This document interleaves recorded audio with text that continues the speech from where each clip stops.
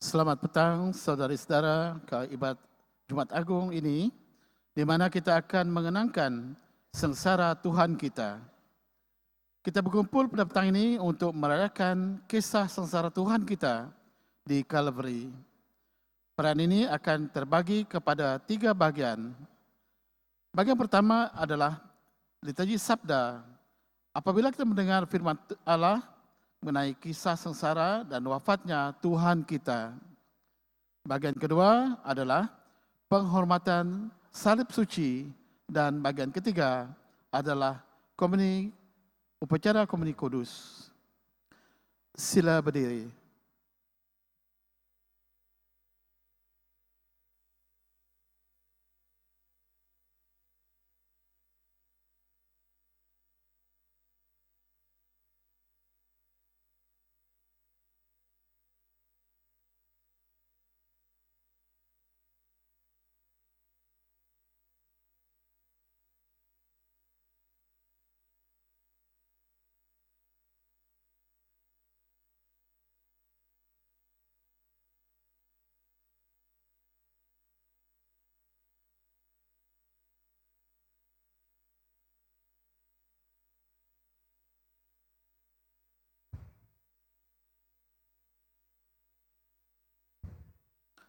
Sila berlutut.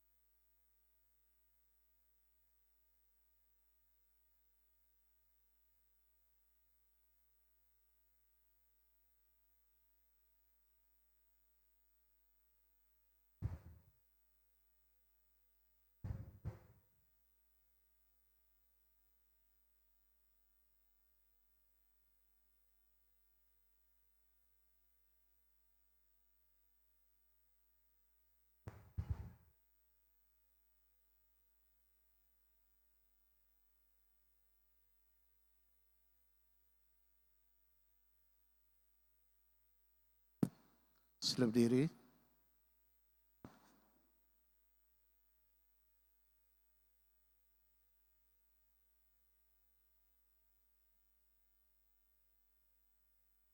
Ingatlah, ya Allah Bapa, akan belas kasih-Mu.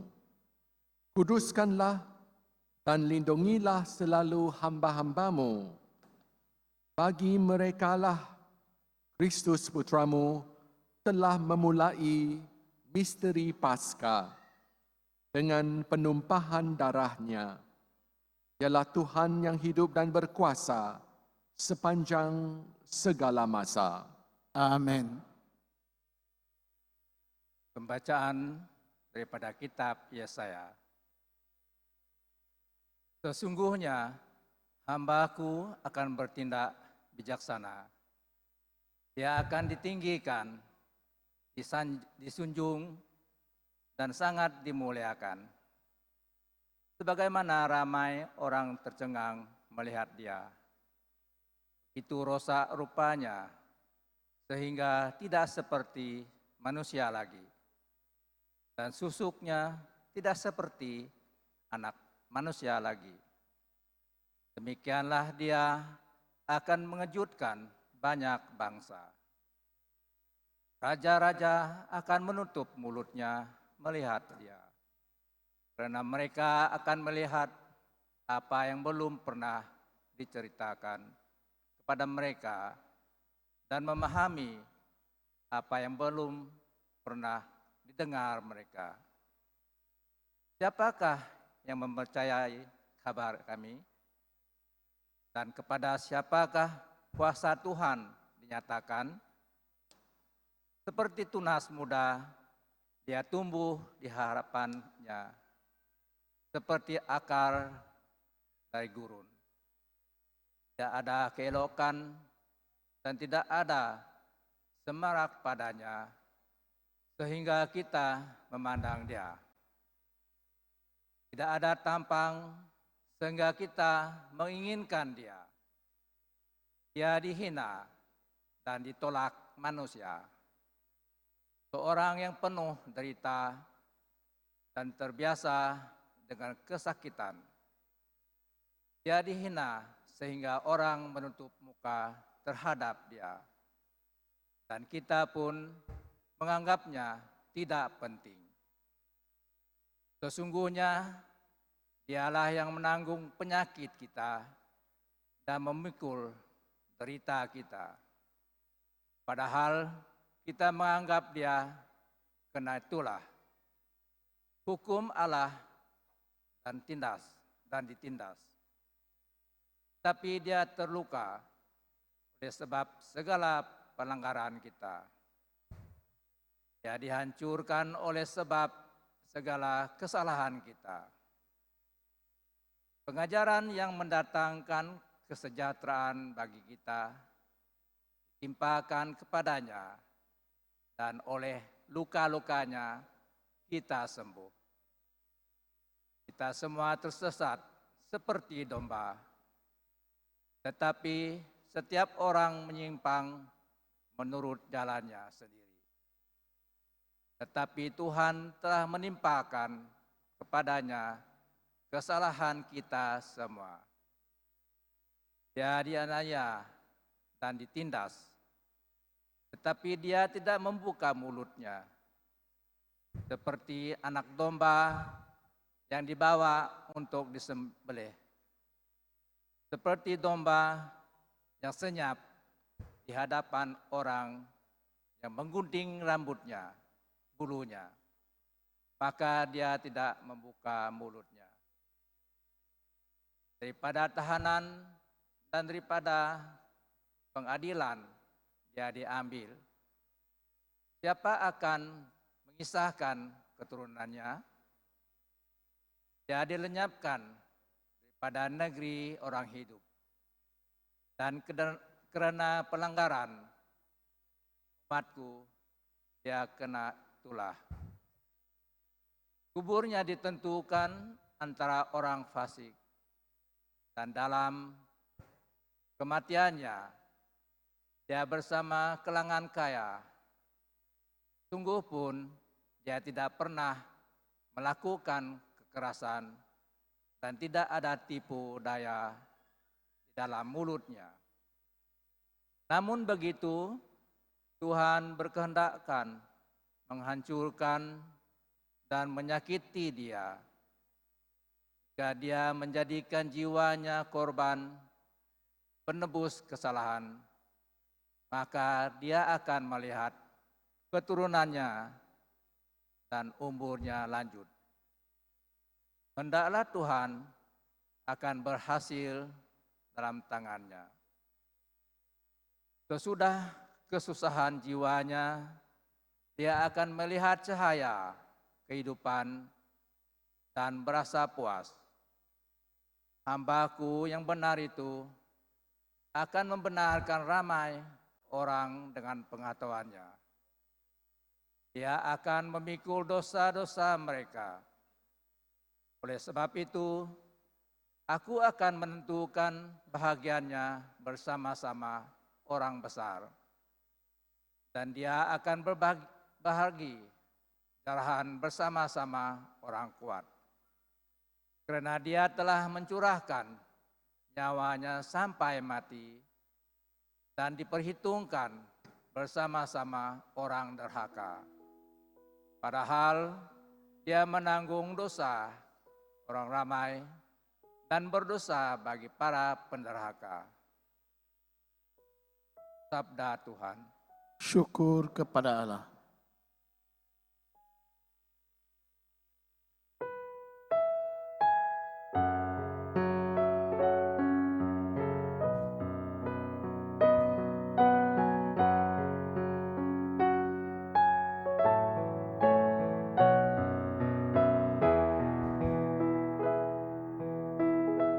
Ya Bapa ke dalam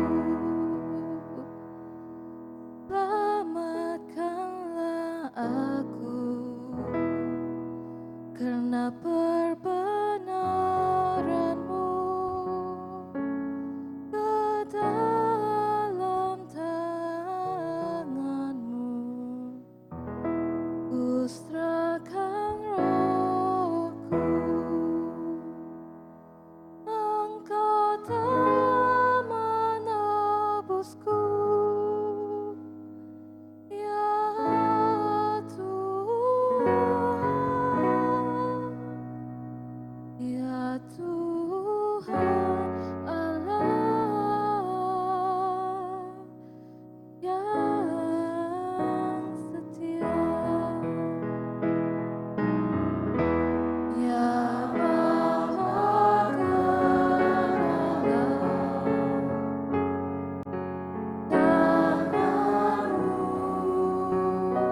ku serahkan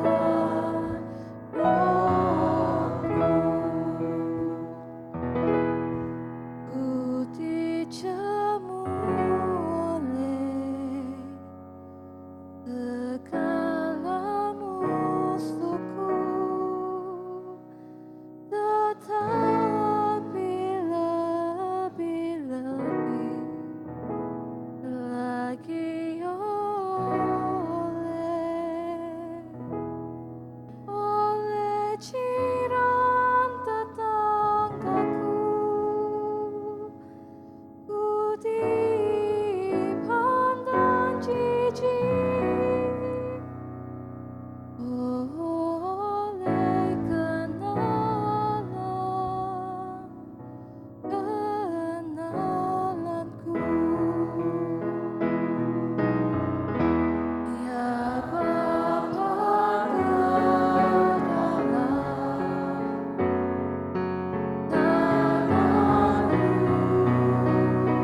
ku serahkan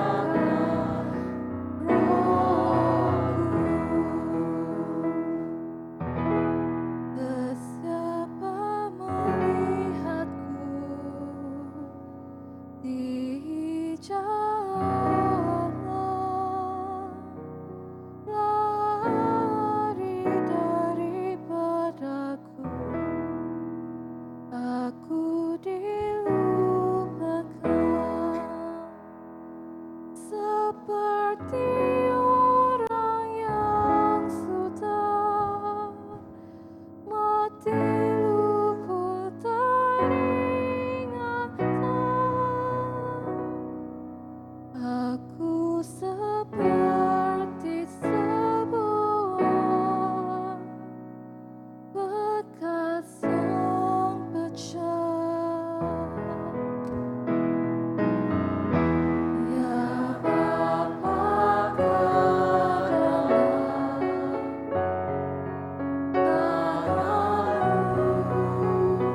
ku serahkan rohku. Namun ku tetap percaya padamu ya Tuhan. Ku berkata Engkau Allahku, nyawaku berada dalam tangan-Mu, selamatkan ku dari segala musuhku.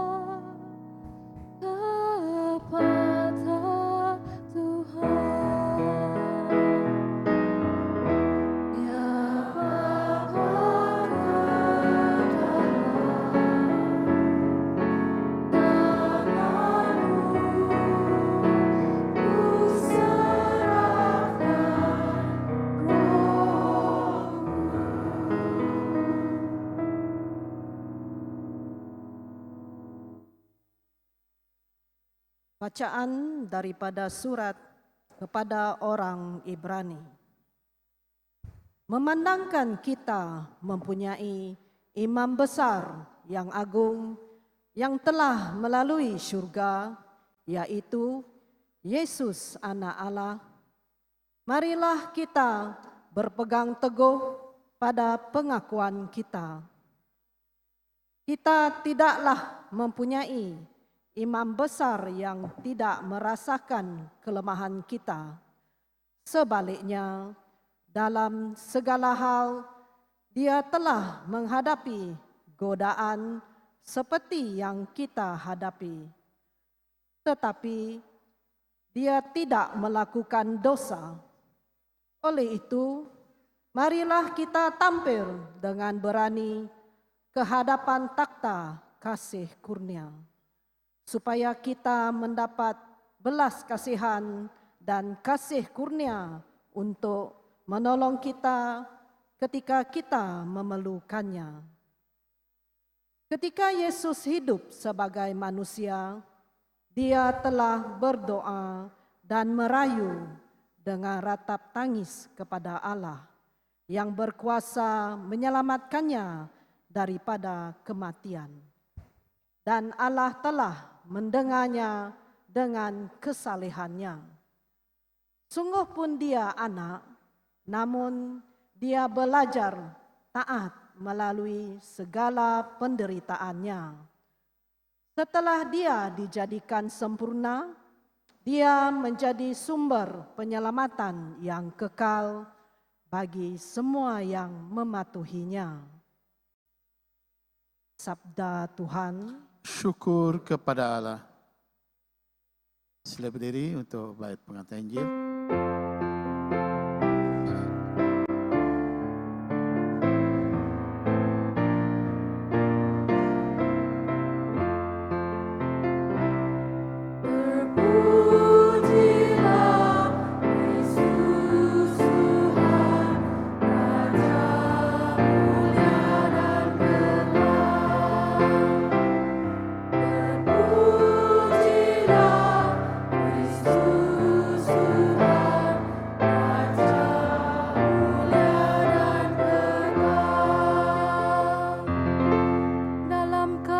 Sebagai manusia, Dia telah merendahkan dirinya dan taat hingga kepada kematian, bahkan kematian di salib. Itulah sebabnya Allah sangat meninggikannya dan menganugerahkan kepadanya nama yang di atas segala nama. Terpujilah Kristus Tuhan, Raja mulia dan kekal.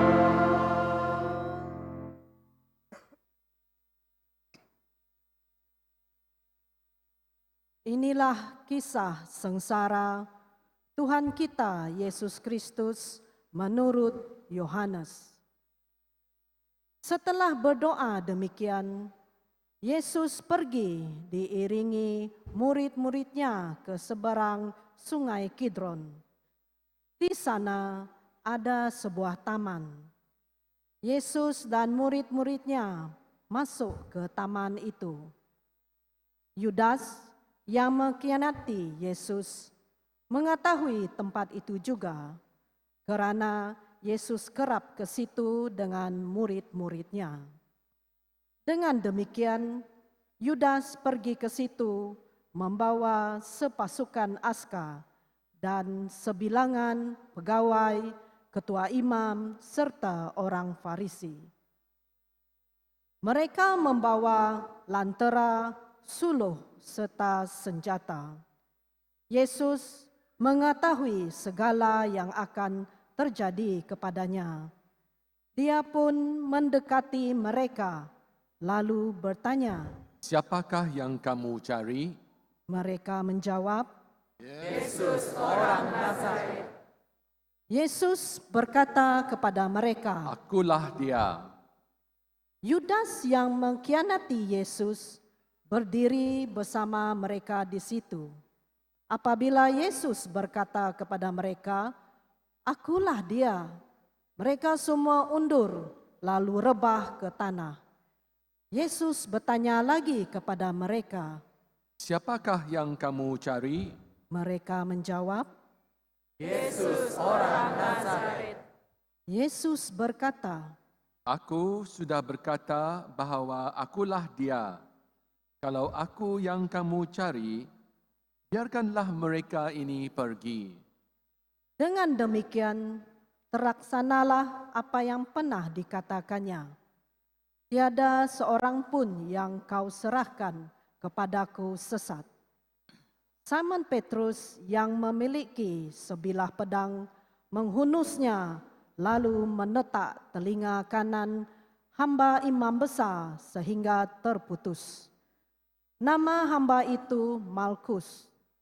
Yesus berkata kepada Petrus, Sarungkan semula pedangmu.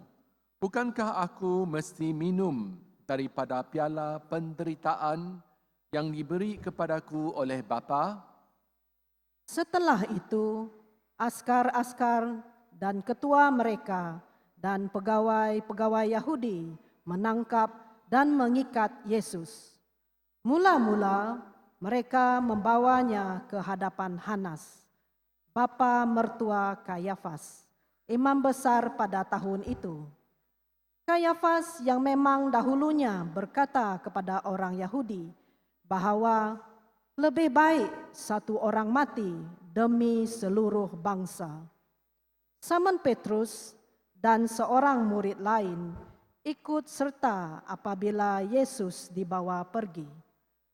Oleh sebab murid lain ini dikenali oleh imam besar, dia masuk bersama Yesus ke halaman rumah imam besar. Petrus menanti di luar di hadapan pintu. Sejurus kemudian, murid lain yang mengenal imam besar itu keluar semula, bercakap dengan hamba perempuan yang menjaga pintu, lalu membawa Petrus masuk. Kemudian, hamba perempuan penjaga pintu itu berkata kepada Petrus, "Bukankah kamu seorang daripada murid orang itu?" Petrus menjawab, Bukan. hamba dan pegawai berdiri di situ setelah menyalakan api, kerana pada masa itu hawa sejuk. Mereka sedang berdiam di situ. Petrus pun berdiri di situ dan berdiam bersama mereka. Imam besar menyoal Yesus tentang murid-muridnya dan ajarannya. Yesus menjawab, Aku sentiasa bercakap terang-terangan kepada dunia. Aku sering mengajar di Saumaah dan di Bait Suci, tempat semua orang Yahudi berhimpun. Tidak pernah ku katakan apa-apa secara rahsia. Mengapakah kamu menyoalku? Tanyalah mereka yang pernah mendengar apa yang ku katakan kepada mereka. Mereka tahu apa yang ku katakan itu. seorang pegawai di situ menampa Yesus sambil berkata, Begitukah kamu bercakap kepada seorang imam besar? Yesus berkata kepadanya, Sekiranya yang ku katakan itu salah, tunjukkanlah kepada semua orang di sini apa kesalahan itu. Tetapi kalau kata-kataku benar, mengapa kamu menamparku? Selepas itu, Hanas menyuruh orang membawa Yesus yang masih dalam keadaan terikat ke hadapan imam besar Kayafas. Simon Petrus masih berdiri berdiam. Maka orang di situ bertanya kepadanya, "Bukankah kamu seorang daripada murid orang itu?" Petrus menjawab, Bukan. seorang daripada hamba imam besar ada di situ. Dia saudara kepada hamba yang ditetak putus telinganya oleh Petrus. Dia berkata kepada Petrus, Bukankah kamu yang kulihat di taman itu bersamanya? Petrus menyangkalnya lagi, dan sejurus selepas itu ayam berkokok. Kemudian mereka membawa Yesus dari rumah Kayafas ke istana Gabenong. Tetapi orang Yahudi tidak turut masuk ke dalam istana itu, karena pagi masih awal. Mereka tidak mahu terkena najis, karena mereka hendak menyertai jamuan Paskah. Oleh yang demikian, Pilatus keluar menemui mereka. Dia bertanya, apakah tuduhanmu terhadap orang ini? mereka menjawab, Jika orang ini tidak melakukan perbuatan jahat, sudah tentu kami tidak akan membawanya ke hadapan. Kemudian Pilatus berkata kepada mereka, Ambillah dia dan adili dia mengikut undang-undangmu. orang Yahudi menjawab, Kami tidak mempunyai kuasa undang-undang untuk menjatuhkan hukuman mati atas seseorang. dengan demikian akan terjadilah apa yang telah dikatakan oleh Yesus tentang cara kematiannya. Selepas itu, Pilatus masuk semula ke istana dan memanggil Yesus, lalu bertanya. Adakah kamu raja orang Yahudi? Yesus menjawab, Adakah kata-kata ini daripada dirimu sendiri, atau adakah orang lain mengatakannya kepadamu tentang diriku? Pilatus menjawab, Adakah aku seorang Yahudi? Bangsamu sendiri dan ketua-ketua imam telah membawamu kepadaku. Apakah yang telah kau lakukan? Yesus menjawab, Kerajaanku bukanlah daripada dunia ini. Kiranya kerajaanku dari dunia ini, tentulah para muridku berjuang mempertahankanku daripada diserahkan kepada orang Yahudi. Tetapi kerajaanku bukanlah dari sini. dengan demikian Pilatus pun berkata kepadanya. Jadi adakah kamu seorang raja? Yesus menjawab, Betul katamu, aku seorang raja. Aku dilahirkan ke dunia untuk memberikan kesaksian tentang kebenaran. Setiap orang yang memihak kepada kebenaran mendengar suaraku. Pilatus berkata kepadanya. Apakah itu kebenaran? Kemudian dia keluar mendapatkan orang Yahudi, lalu berkata, Aku mendapatinya tidak bersalah sama sekali. Tetapi kamu ada satu adat, yaitu aku harus membebaskan seorang daripada bangsamu pada perayaan Paskah. Maukah kamu kubebaskan raja orang Yahudi? mereka semua berteriak lagi. Jangan bebaskan orang itu. Bebaskan Barabas. Barabas itu seorang perompak. Setelah itu Pilatus pun membawa Yesus dan mengarahkannya supaya Yesus disesah. Askar-askar menganyam mahkota daripada duri dan mengenakannya pada kepala Yesus. Kemudian mereka menyarungkan jubah berwarna ungu ke tubuhnya. Mereka datang kepadanya dan berkata, Daulat raja orang Yahudi. lalu menamparnya.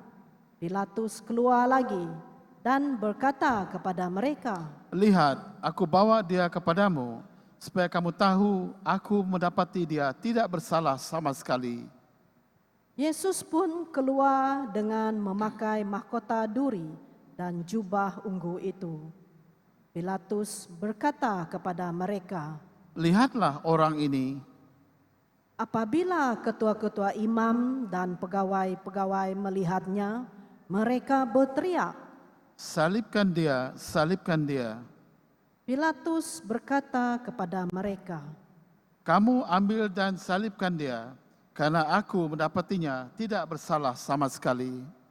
orang Yahudi itu menjawab, Kami ada hukum, dan menurut hukum itu dia patut dihukum mati, karena dia mengaku dirinya anak Allah.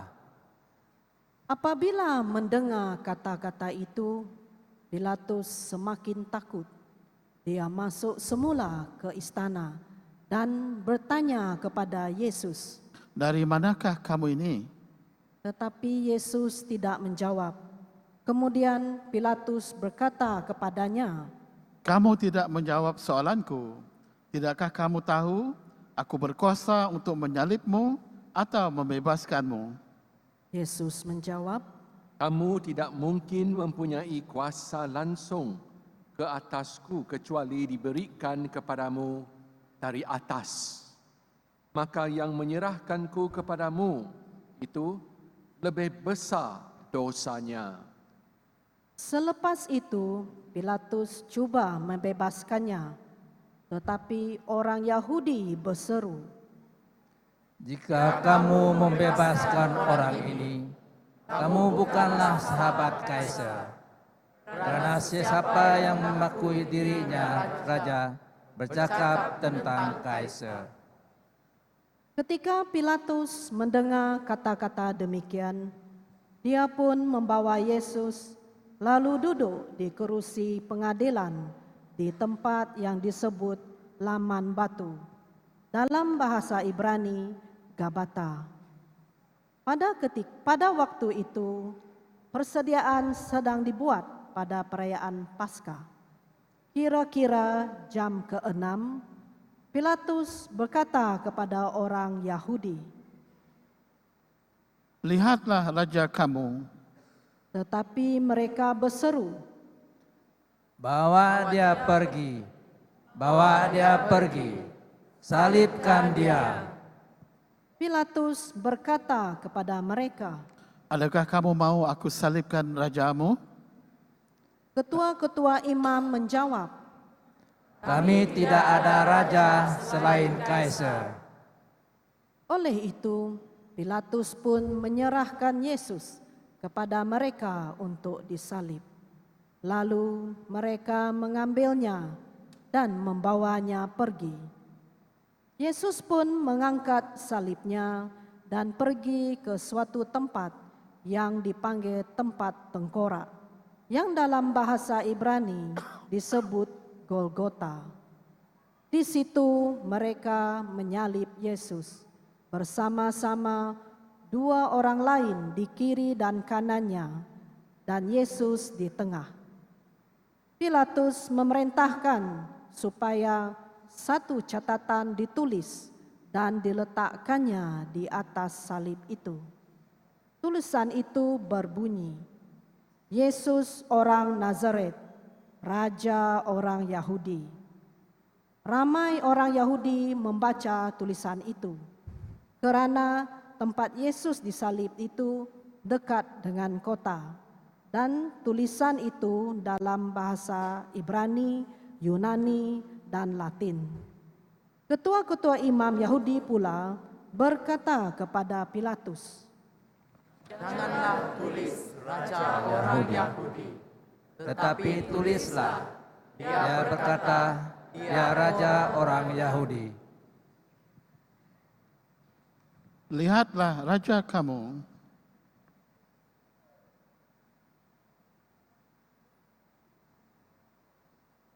setelah menyalib Yesus, aska-aska mengambil pakaiannya, dibahagi 4, sebahagian untuk setiap aska.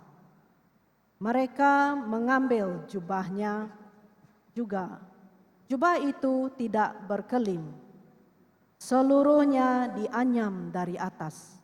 Oleh itu, mereka berkata-kata sesama sendiri,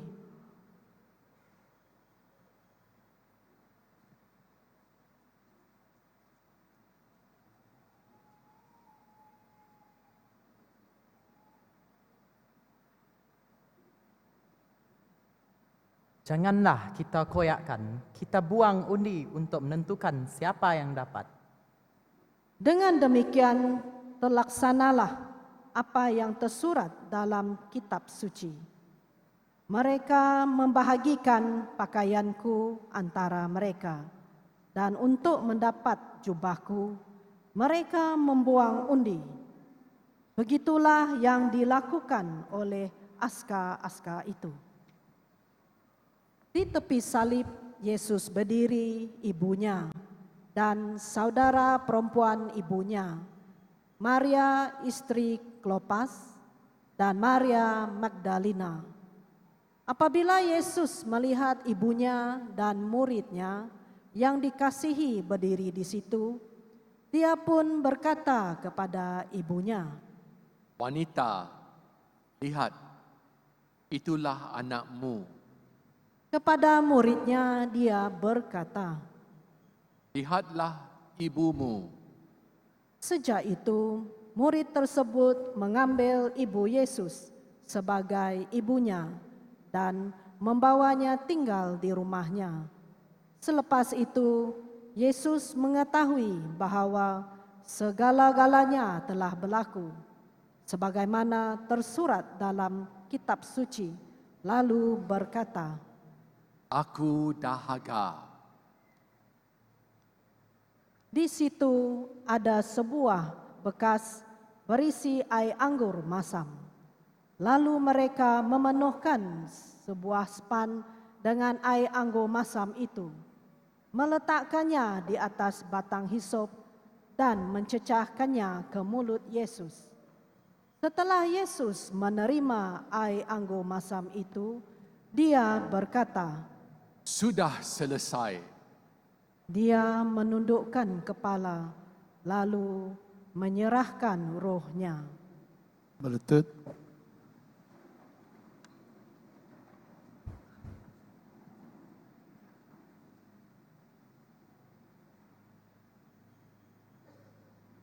Oleh sebab hari itu hari persediaan dan mayat-mayat itu tidak Mari kita sewajarnya. berdiri.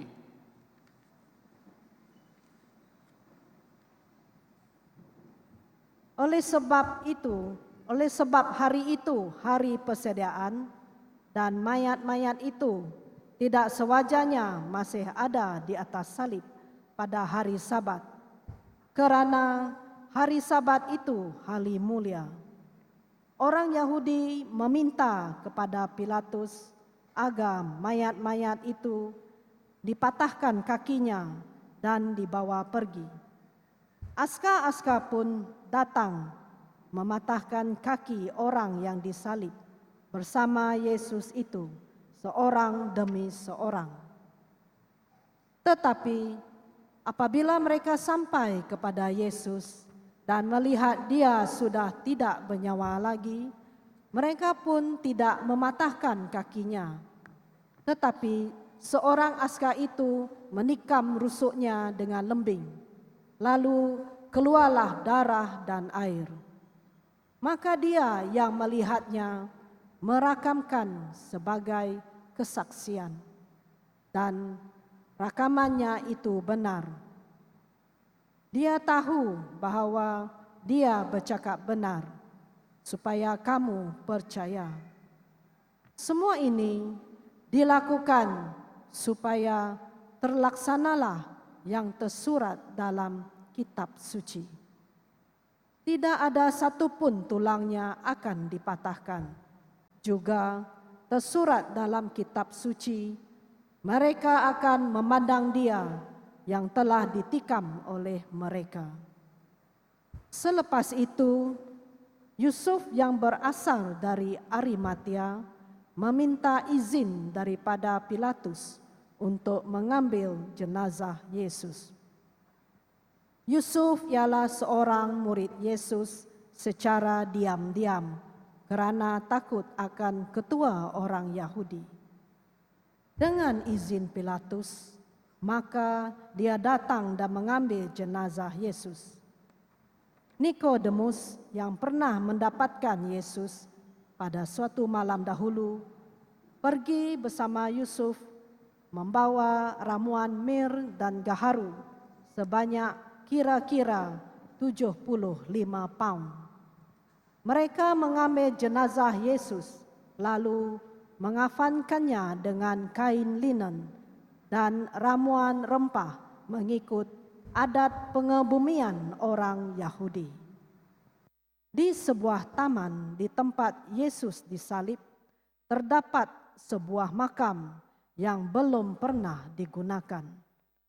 Oleh sebab makam itu dekat dan hari itu hari persediaan orang Yahudi, mereka pun memasukkan jenazah Yesus ke dalamnya. Hari ini kita merayakan Jumaat Agung. Kita menemani Yesus dalam kesengsaraan dan kewafatannya. Dia bukan terpaksa atau terjerat. Sebenarnya, kalau dia mahu, Yesus boleh mengelakkan dirinya daripada kesengsaraan dan kematian ini. Dalam Injil Yohanes bab 10 ayat 18, Yesus berkata, "Sesiapa pun tidak dapat meragut nyawaku. Aku menyerahkannya dengan rela. Aku berkuasa menyerahkan nyawaku dan berkuasa mengambilnya semula." Jadi, korban Yesus ini adalah pilihannya. Dia memilih dalam kebebasan untuk melaksanakan kehendak Bapanya. Dia tentu sudah tahu apa yang akan berlaku. Deraan, seksaan, penganiayaan yang akan dilakukan oleh ketua-ketua imam dan pegawai-pegawai serta orang Yahudi yang dihasut mereka. Yesus dalam Taman Getsemani, menurut Injil Matius, telah merasa resah. Namun Yesus memberanikan hatinya, menabahkan dirinya untuk mengatasi keresahan ini. Dia tahu bahawa dia akan dikhianati Yudas, muridnya.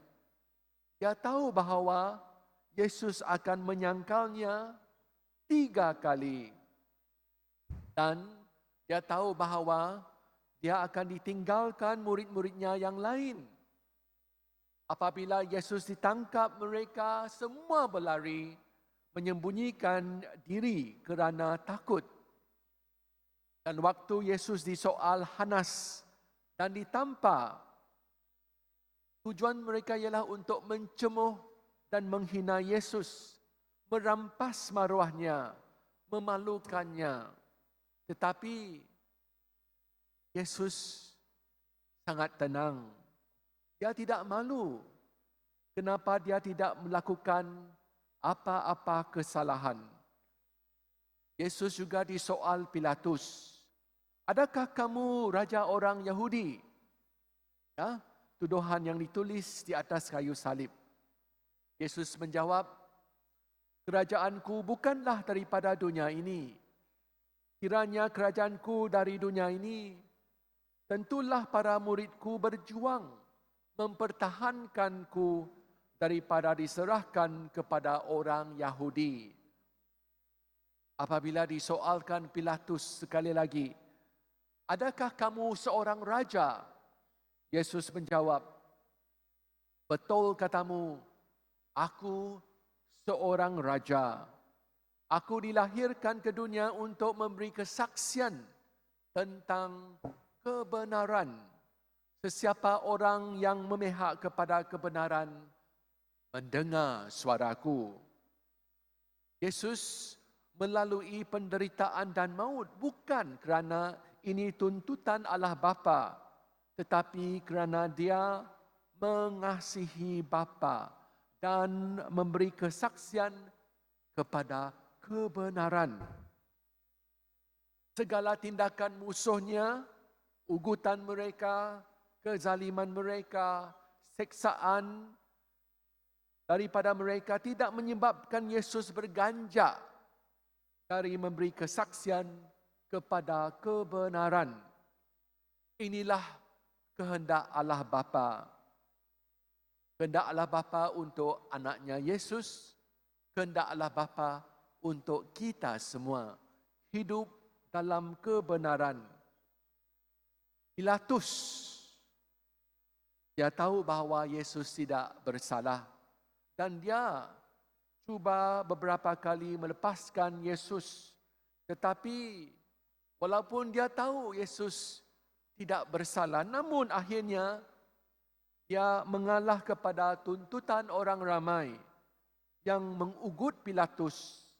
Mereka berkata, kalau kamu melepaskan Yesus, kamu bukan sahabat Kaisar. Kerana Yesus mengaku dirinya sebagai seorang raja.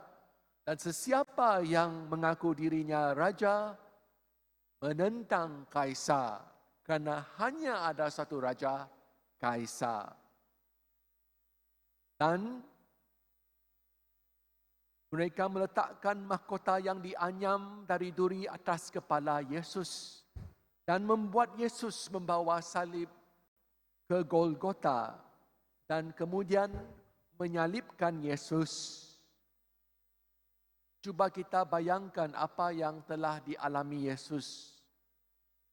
Tentu dia merasai amat sakit, sangat letih sampai tidak bertenaga.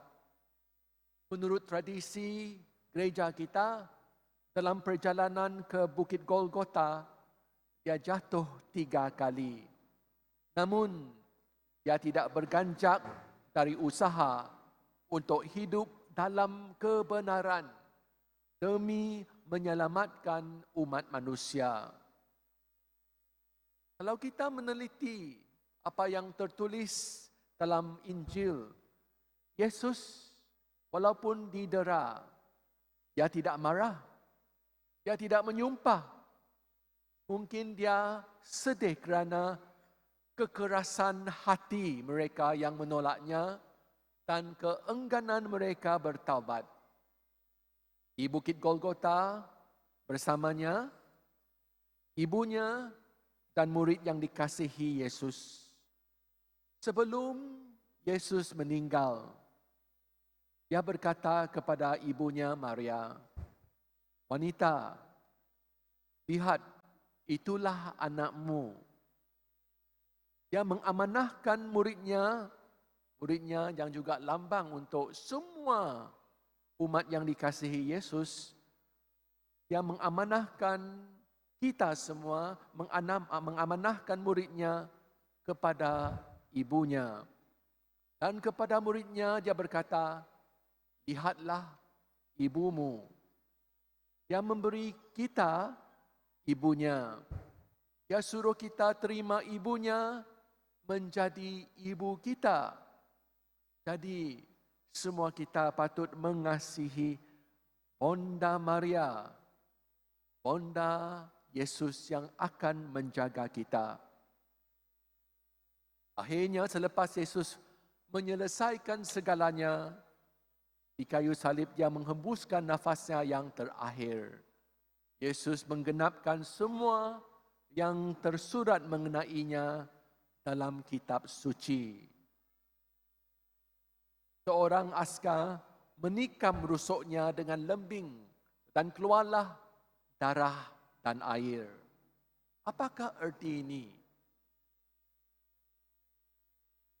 Dalam cerita Adam dan Hawa, Hawa dicipta Allah dari rusuk Adam yang tertidur. Yesus adalah Adam yang kedua. Dan waktu dia tidur, iaitu dia wafat dari tepinya, dari rusuk Yesus, keluarlah, dilahirkanlah gereja. Dan air dan darahnya itu adalah tanda rahmat yang dilimpahkan kepada kita semua. Jalan penyelamatan dibuka kepada kita kerana korban Yesus. kehidupan abadi dimenangi Yesus untuk kita melalui korbannya di kayu salib. Pada Jumaat Agung ini, marilah kita semua menghayati cinta kasih Allah yang besar dan yang benar dan yang memberi kehidupan kepada kita. Marilah kita semua mengimani Yesus. Apa caranya? Dengan pertaubatan, dengan tekad untuk hidup dalam kebenaran dan dengan membalas cinta kasih Allah lalu dalam pembaharuan hidup kita.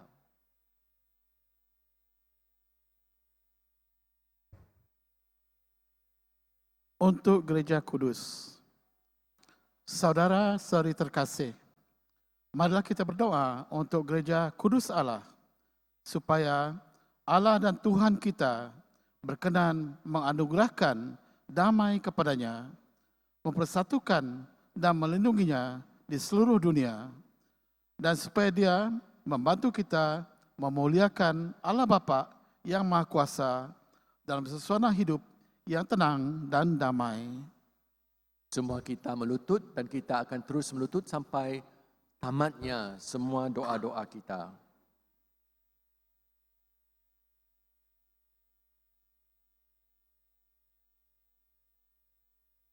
Allah yang Maha Kuasa dan kekal, dalam diri Kristus Engkau telah menyatakan kemuliaan-Mu kepada segala bangsa. Abadikan karya kerahiman-Mu, agar gereja-Mu yang tersebar di seluruh dunia tetap mengakui nama-Mu dengan iman yang teguh, dengan pengantaraan Kristus, Tuhan kami. Amin. Untuk Bapak Suci, marilah kita berdoa pula untuk Bapak Suci kita, Fransiskus, supaya Allah dan Tuhan kita yang telah memilih dia menjadi uskup bagi gereja kudusnya, memberi dia kesehatan dan kekuatan untuk memimpin umat kudus Allah. Allah yang Maha Kuasa dan kekal, segala sesuatu ada berdasarkan keputusan-Mu. Sudilah mendengarkan doa-doa kami, dan dengan kasih sayang-Mu, lindungilah iman agung yang telah Engkau pilih bagi kami. Semoga umat Kristiani yang Engkau percayakan kepada penggembalaannya berkembang dalam iman dengan pengantaraan Kristus, Tuhan kami. Amin. Untuk para pelayan gereja dan segala lapisan umat, marilah kita berdoa pula untuk uskup kita, Simon, untuk semua uskup, imam, diakon di seluruh gereja, dan untuk segenap umat beriman. Allah yang Maha Kuasa dan kekal, dengan roh-Mu Engkau menguduskan dan memimpin seluruh gereja. Dengarkanlah doa kami bagi para pelayan-Mu. Semoga berkat bantuan rahmat-Mu, mereka mengabdi diri kepada Engkau dengan setia. Dengan pengantaraan Kristus, Tuhan kami. Amin. Untuk para calon pembaptisan, marilah kita berdoa pula untuk semua calon pembaptisan kita supaya Allah dan Tuhan kita membuka telinga hati mereka dan melapangkan pintu kerahimannya agar berkat air kelahiran kembali segala dosa mereka dihapuskan dan mereka hidup dalam Yesus Kristus Tuhan kita.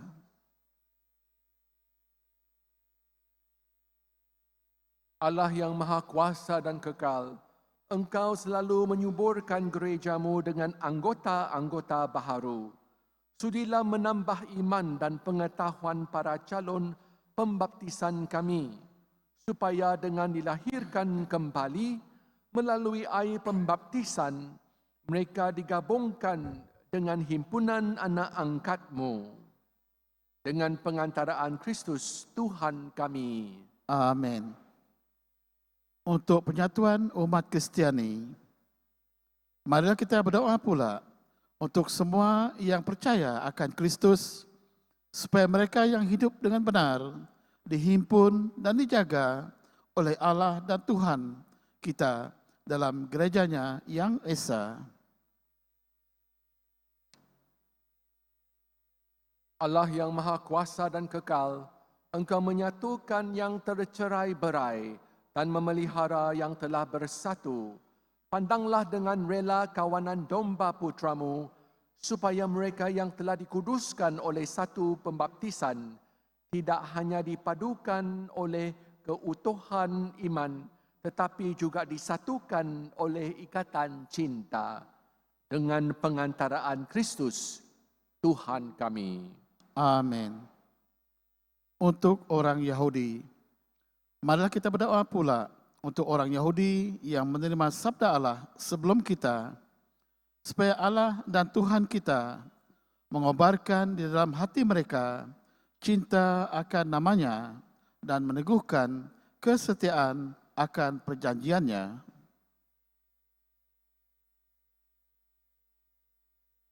Allah yang Maha Kuasa dan Kekal, Engkau telah memberikan janjimu kepada Abraham dan keturunannya. Dengarkanlah dengan murah hati doa-doa gerejamu. Semoga umat pilihanmu yang pertama diperkenankan mencapai kepenuhan penebusan dengan pengantaraan Kristus Tuhan kami. Amin. Untuk orang yang tidak percaya akan Kristus, marilah kita berdoa pula untuk mereka yang tidak percaya akan Kristus, supaya berkat terang Roh Kudus mereka juga dapat menemukan jalan penyelamatan. Allah yang Maha Kuasa dan Kekal, bantulah mereka yang tidak mengakui Kristus agar dengan hidup jujur di hadapan-Mu, mereka menemukan kebenaran. Bantulah kami agar dengan semakin saling mengasihi dan semakin berhasrat memahami misteri kehidupan-Mu, kami menjadi saksi cinta-Mu yang lebih sempurna di dunia dengan pengantaraan Kristus Tuhan kami. Amin. Untuk orang yang tidak percaya akan Allah, marilah kita berdoa pula untuk mereka yang tidak mengenal Allah, supaya mereka yang dengan tulus hati mencari kebenaran layak menemukan Allah sendiri. Allah yang Maha Kuasa dan Kekal, Engkau telah menciptakan umat manusia sedemikian sehingga selalu berhasrat mencari Engkau dan hanya merasa tenang ketika menemukan Dikau. Maka kami mohon bantulah agar mereka semua dengan mengatasi halangan seberat apapun, mampu melihat tanda kasih sayang-Mu dan tergerak oleh kesaksian hidup orang-orang yang percaya kepada-Mu. Mereka dengan sukacita mengakui Engkau sebagai satu-satunya Allah yang benar dan Bapa umat manusia dengan pengantaraan Kristus Tuhan kami. Amin. Untuk para pemimpin negara, marilah kita berdoa pula untuk semua pemimpin negara, supaya Allah dan Tuhan kita seturut kehendaknya mengarahkan budi dan hati mereka kepada damai dan kebebasan sejati bagi semua orang.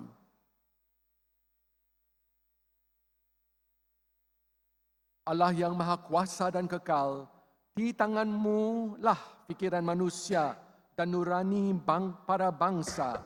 Sudilah mendampingi para pemimpin negara, supaya berkat bantuan-Mu di seluruh dunia, terjaminlah kesejahteraan bangsa-bangsa, kepastian kedamaian, dan kebebasan beragama.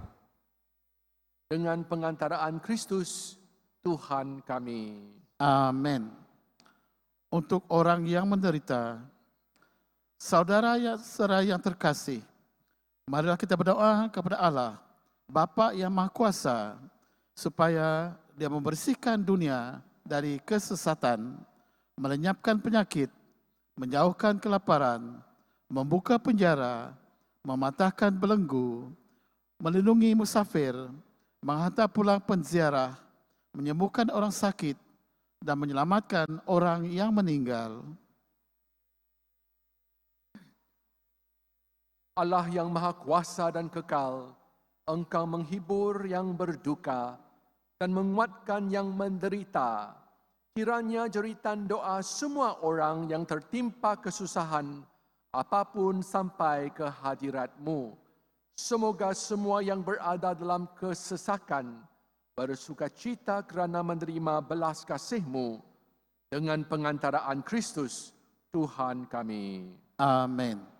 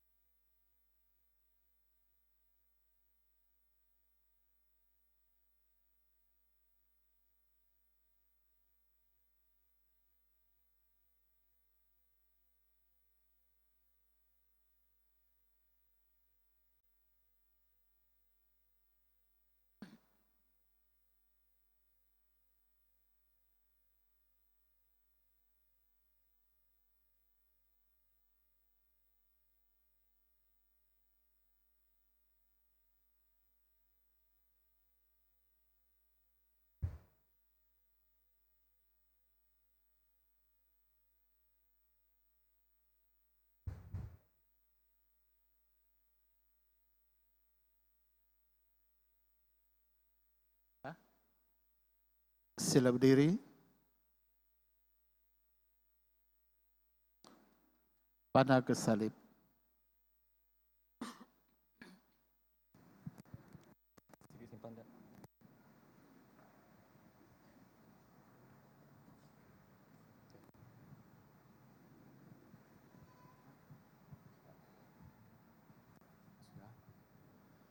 Lihatlah kayu salib, tempat penyelamat dunia bergantung. Marilah kita sembah. Kita melutut. Sudah berlutut?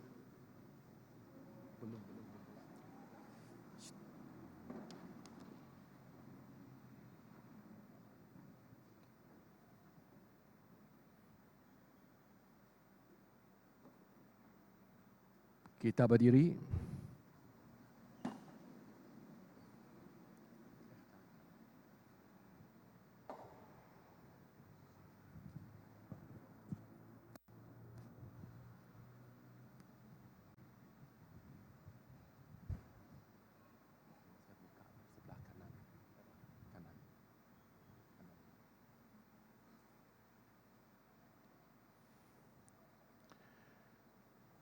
Lihatlah kayu salib, tempat penyelamat dunia bergantung. Marilah kita Umat melutut.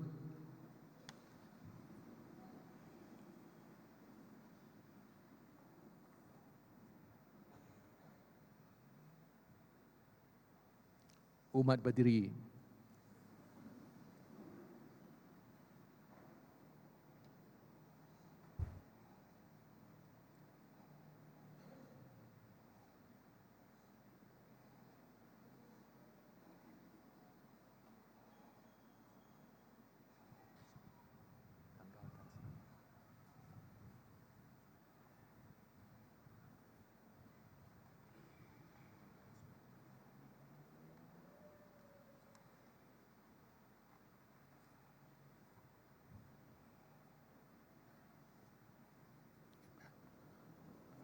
Lihat kayu salib, tempat penyelamat dunia bergantung.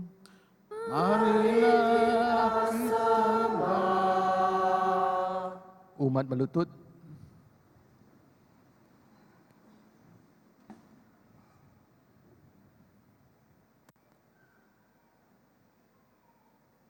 Umat berdiri.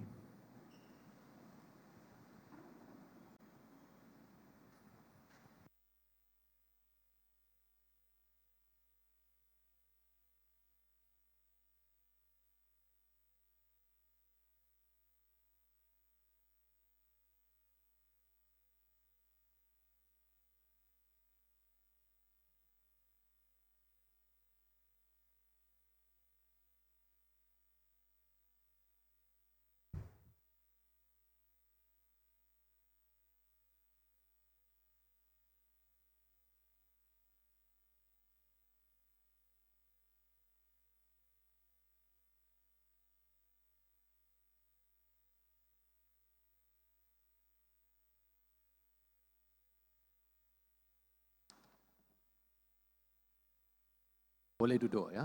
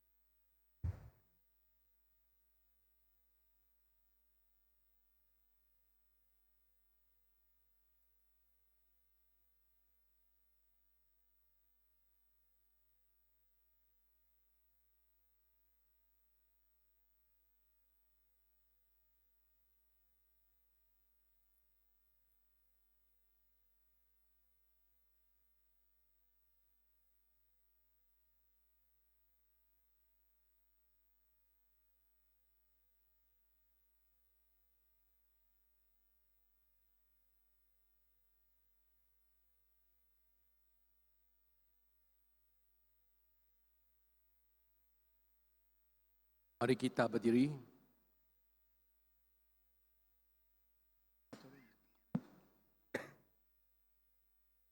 atas petunjuk penyelamat kita dan menurut ajaran ilahi, maka beranilah kita berdoa.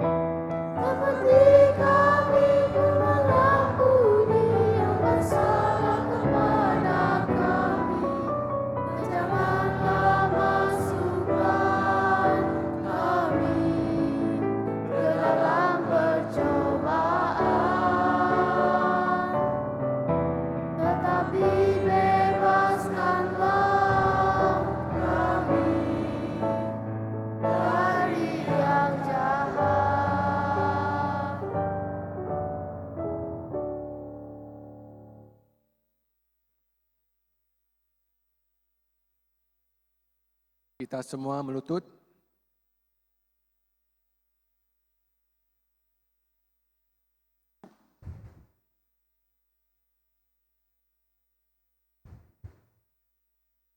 Lihatlah anak domba Allah, lihatlah dia yang menghapus dosa dunia. Berbahagialah saudara dan saudari yang diundang ke perjamuan anak domba.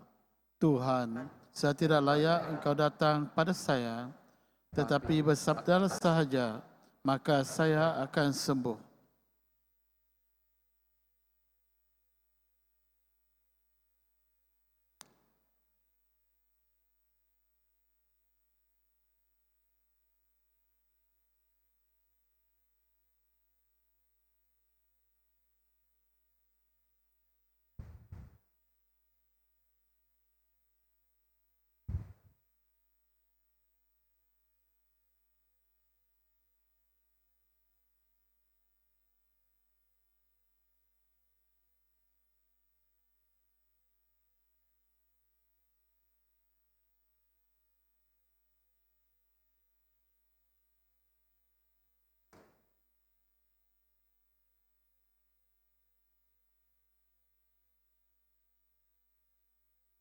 Komunion Kudus hanya boleh diterima oleh mereka yang hidup dalam Persekutuan Gereja Katolik.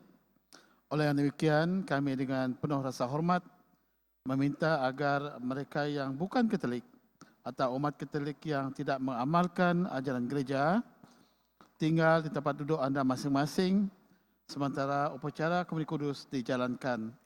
Hanya umat Katolik yang hidup selaras dengan ajaran gereja dijemput tampil ke depan untuk menerima Ekaristi.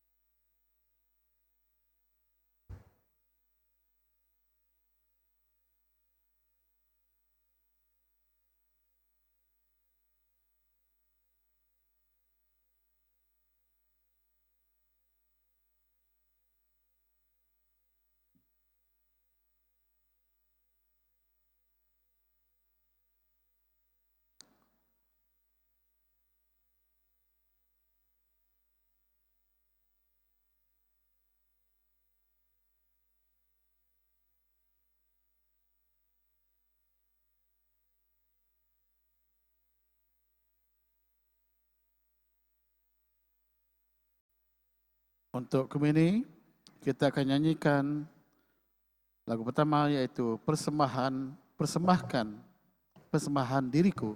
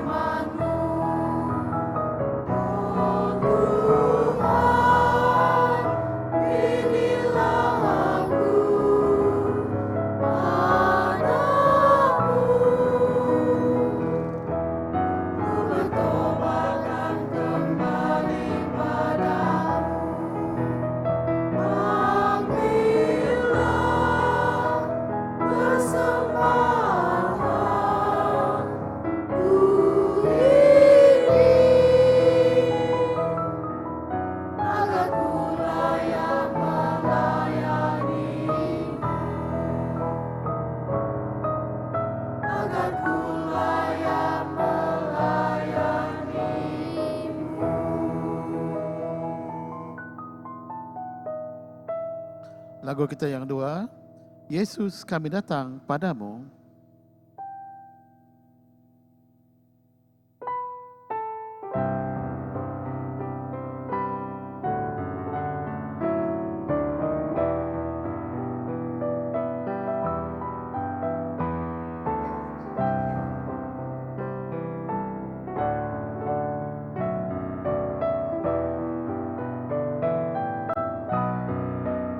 Yesus kami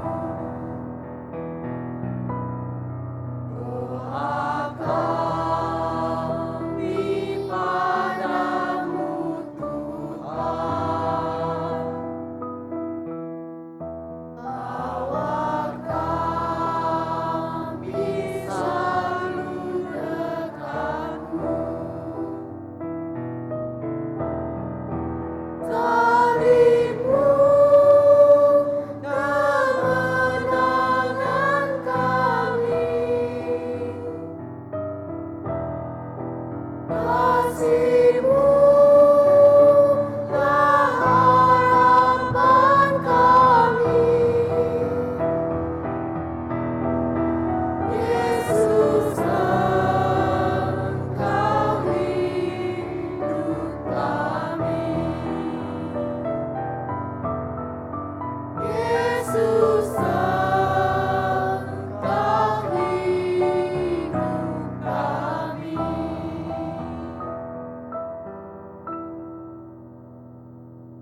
Lagu kita seterusnya, Perlindunganku, You Are My Hiding Place.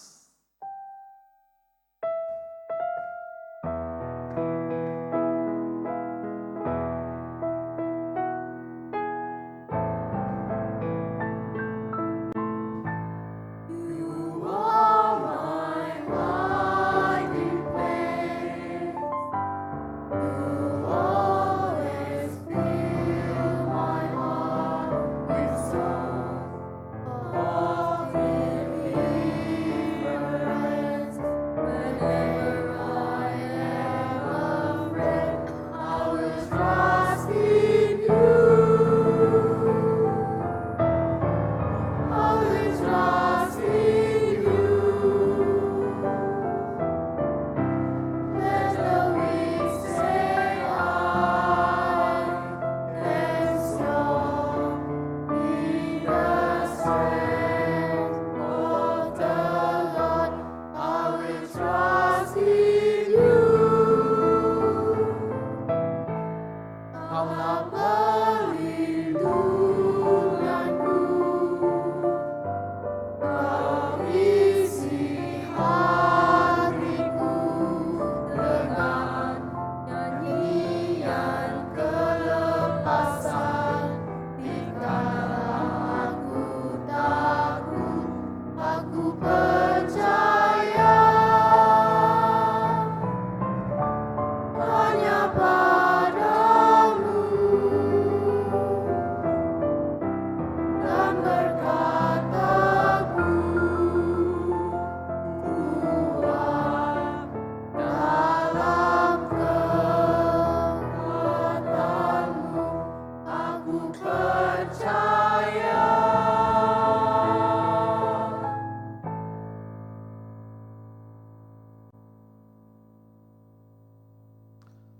Lagu kita seterusnya, Kaulah Tuhanku.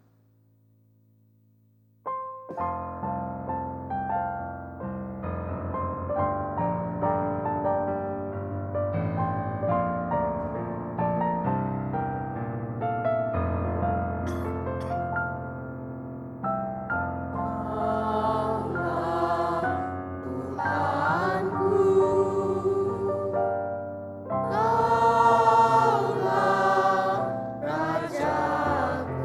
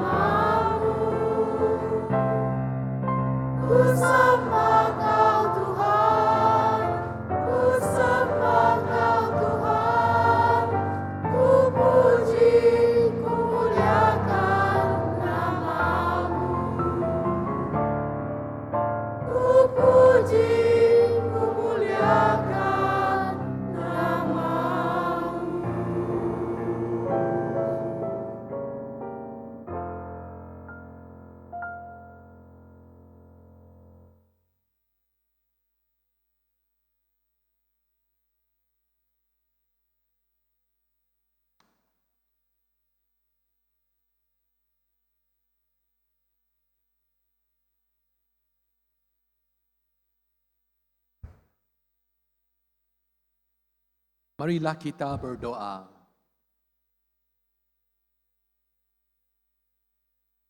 Ya Allah yang kekal dan kuasa, Engkau telah memulihkan kebahagiaan kami berkat wafat dan kebangkitan putra-Mu.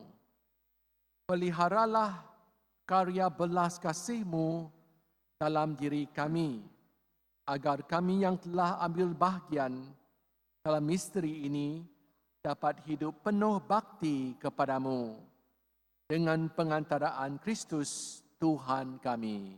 Amin. Sekarang altar server mereka akan menyediakan tempat-tempat untuk kita memberi penghormatan secara individu kepada salib Yesus. Ya, jadi salib-salib ini akan diletakkan di dalam gereja dan juga di luar gereja. Ya, dan selepas itu, selepas saya memberi berkat terakhir, kita boleh memulakan veneration of the cross. Dan setelah kamu membuat veneration ini, kamu boleh dengan senyap ya balik ke rumah masing-masing untuk membuat persediaan untuk perayaan malam Paskah.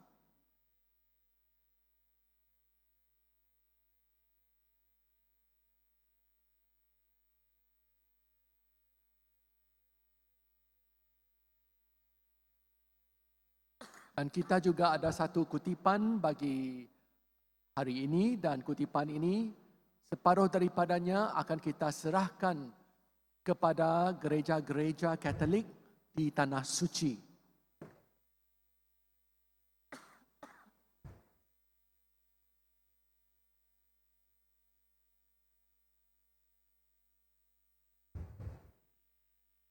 Tunduklah kepalamu untuk menerima berkat Tuhan.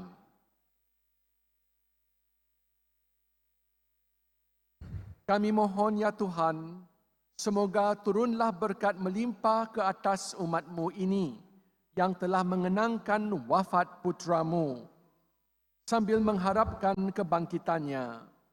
Berikanlah pengampunan, anugerahkanlah penghiburan, tumbuhkanlah iman yang kudus, berikanlah jaminan penebusan yang kekal dengan pengantaraan Kristus, Tuhan kami.